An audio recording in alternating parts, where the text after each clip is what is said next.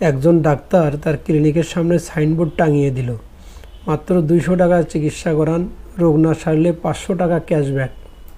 বিজ্ঞাপন দেখে একজন লোক ভাবল 500 টাকা কামানোর এক সুবর্ণ সুযোগ। সে সটান ডাক্তারের সামনে হাজির হয়ে বলল, ডাক্তার সাহেব, আমি কোনো জিনিসের স্বাদ পাই না। ডাক্তার লোকটিকে পরীক্ষা করে নার্সের উদ্দেশ্যে বলল, সিস্টার, এনাকে 22 নম্বর ওষুধ বের করে 3 ফোঁটা খাইয়ে দাও। আপনি কি ওষুধ দিলেন এটা? আপনি তো এর ভেতর শুধু কেরোসিন দিয়েছেন। এই তো আপনার মুখের স্বাদ ফিরে এসেছে, আপনি স্বাদ অনুভব করছেন, তার মানে আপনি সুস্থ হয়ে গেছেন। বের করুন 200 টাকা। লোকটি তো রেগে আগুন। ডাক্তার সাহেব তাকে ঠকিয়ে 200 টাকা নিয়ে নিল। এবার সে পরের দিন গেল আগের 200 টাকা উসুল করতে গিয়ে বলল, আমার স্মৃতিশক্তি কমজোর হয়ে গেছে ডাক্তার সাহেব, আমাকে স্মৃতিশক্তি ভালো করার ওষুধ দিন। সিস্টার, এনাকে 22 নম্বর বক্স বের করো আর ওখান থেকে 3 ফোঁটা ওষুধ খাইয়ে দাও।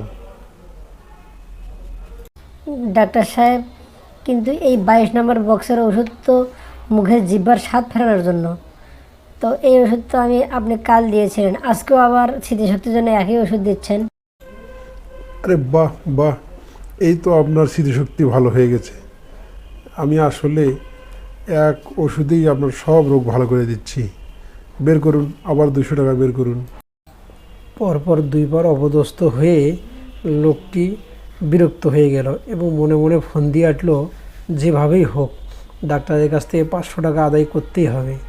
ডাক্তারকে জব্দ করার জন্য সে আবার ক্লিনিকে উপস্থিত হয়ে বলল, ডাক্তার সাহেব, আমার দৃষ্টিশক্তি একদম কমে গেছে, আপনি আমার দৃষ্টিশক্তি ঠিক করার ফেরানোর ব্যবস্থা করুন।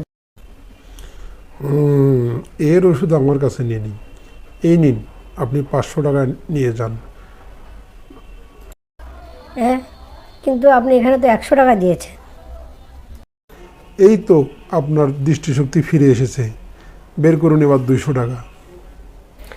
লোকটি এবারও 200 টাকা দিয়ে মন খারাপ করে ডাক্তারের কাছ থেকে বের হয়ে বাড়ি চলে গেল আর মনে মনে ভাবতে লাগলো, এরকম ভুল আর সে কোনোদিন করবে না।